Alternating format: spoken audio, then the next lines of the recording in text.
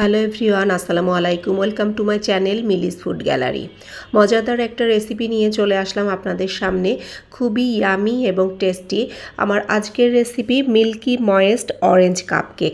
অনেক ধরনের কাপকেক খেয়েছেন আপনারা এবং বানিয়েছেন, তো আশা করি ভালো লাগবে আমার এই রেসিপি ফলো করে যদি বাসায় একবার ট্রাই করেন। খুবই ময়েস্ট এবং ইয়ামি। তো আজকে আমি বানিয়েছি মিল্কি ময়েস্ট অরেঞ্জ কাপকেক। এটা আমি আইসক্রিমের উপরে দিয়ে একটু ডেকোরেশন করেছি। আইসক্রিমের সাথে এই কাপকেকটা খেতে দারুণ লাগে। তো আসুন রেসিপিতে চলে যাওয়া যাক। আমি মেজারমেন্ট করে নিচ্ছি, একটা কিচেন স্কেল নিয়েছি। প্রথমেই নিয়ে নিব 68 গ্রাম ময়দা, মানে 68 গ্রাম ময়দা। ময়দার সাথে দিয়ে দিলাম 1 চা চামচ বেকিং পাউডার আর 1 চিমটি লবণ। লবণটা মানে টেস্টের ব্যালেন্সের জন্য দিয়েছি, আপনারা চাইলে স্কিপ করতে পারেন। এবার একটা চালনিতে করে ময়দাটা চেলে নিচ্ছি। চেলে নিয়ে ময়দাটা একটা সাইডে রেখে দিব। আপনারা 1 থেকে 2 বার চেলে নেবেন ময়দাটা, তাহলে কেকটা খুব স্মুথ হবে।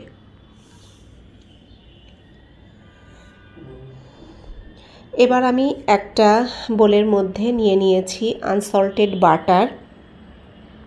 বাটারটা আমি এখানে নিয়েছি 50 গ্রাম, মানে 50 গ্রাম বাটার নিয়েছি। বাটারটা প্রথমে বিটারের মানে মিডিয়াম লোতে রেখে আমি একটু 2 থেকে 3 মিনিট বিট করে নিলাম। একটু সাদা ভাব আসা পর্যন্ত বাটারটা বিট করে নিতে হবে। তার মধ্যে দিয়ে দিলাম গুঁড়া চিনি, 60 গ্রাম গুঁড়া চিনি, মানে 60 গ্রাম গুঁড়া চিনি। 60 গ্রাম আস্ত দানার চিনিটা মেপে নিয়ে তারপর আমি ব্লেন্ডারে গুঁড়া করে নিয়েছি।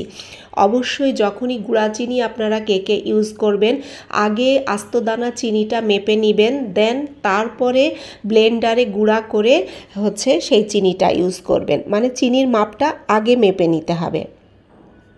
গুঁড়া চিনি আর বাটারটা খুব ভালোভাবে মিক্স করে নিচ্ছি। যতক্ষণ পর্যন্ত চিনিটা একটু ভালোভাবে না গলে যায় ততক্ষণ একটু বিটারের কাঁটা একবারে মিডিয়াম লোতে রেখে এটা বিট করে নিতে হবে।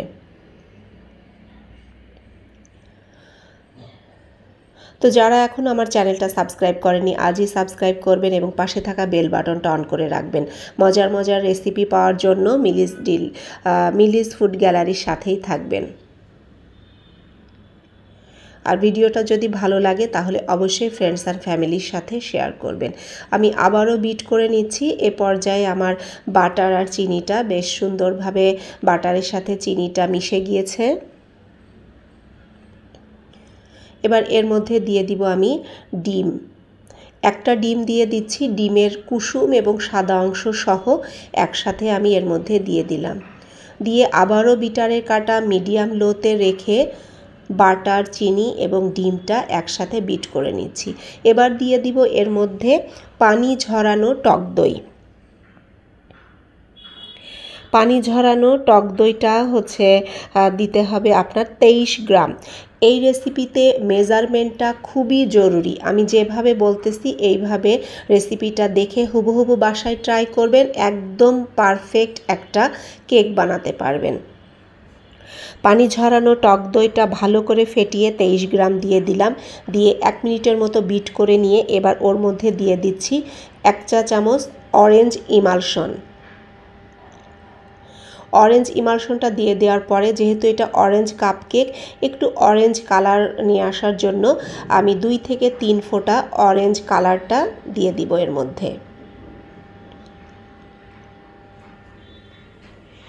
আবারও আমি একটু বিটারের কাঁটাটা দিয়ে একটু ভালো করে বিট করে সব কিছু একত্রে মিক্স করে নিচ্ছি।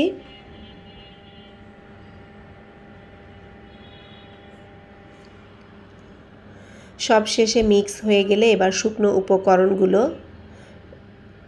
ব্যাটারের মধ্যে আবারও চেলে মিশিয়ে নিব। সবসময় কেক বানানোর ক্ষেত্রে মনে রাখবেন শুকনো উপকরণগুলো 2 থেকে 3 বার চেলে নেওয়ার, তাহলে কেকটা অনেক ফ্লাফি হবে এবং স্মুথ হবে, ব্যাটারটা অনেক স্মুথ হবে। আর এটা যেহেতু মিল্কি ময়েস্ট অরেঞ্জ কাপকেক, সেই ক্ষেত্রে ব্যাটারটা খুব সাবধানতার সাথে মানে মিক্স করার কোনো দরকার নাই, কারণ স্পঞ্জ কেক হলে সেই ক্ষেত্রে একটু সাবধানতার সাথে মিক্স করতে হয়। তো আমি একটা হ্যান্ড হুইক্সের সাহায্যে মিক্স করে নিচ্ছি। তো এইবার আমি এখানে দিয়ে দিলাম ঘন গরুর দুধ একবারে 26 গ্রাম। তো 26 গ্রাম দুধ আমি একবারে দিব না, এটা আমি দুইবারে দিয়ে ব্যাটারির সাথে মিক্স করে নিব। আমি বারবার বলছি এই রেসিপির কিন্তু মেজারমেন্টটাই, ইনগ্রিডিয়েন্টসের যে মেজারমেন্ট সেইটাই কিন্তু সব থেকে ইম্পর্টেন্ট। একটু উল্টাপাল্টা হলেই কিন্তু মানে ভালো রেজাল্ট পাবেন না। কেক হবে কিন্তু ভালো যে একদম পারফেক্ট একটা কেক বানাতে চাচ্ছেন সেটা হবে না। পরিমাণগুলো অবশ্যই গুরুত্বপূর্ণ। তো এবার আমি একটা কাপ কেকের ট্রে নিয়ে নিয়েছি, তারপরে কাপ কেকের লাইনারগুলো বসিয়ে দিয়ে একটা পাইপিং ব্যাগের মধ্যে ব্যাটারটা ভরে নিয়েছি। কাপ কেক বানানোর সময় এভাবে পাইপিং ব্যাগে ব্যাটারটা ভরে নিলে দেওয়া খুবই সুবিধা হয়, সাইডে লেগে যায় না।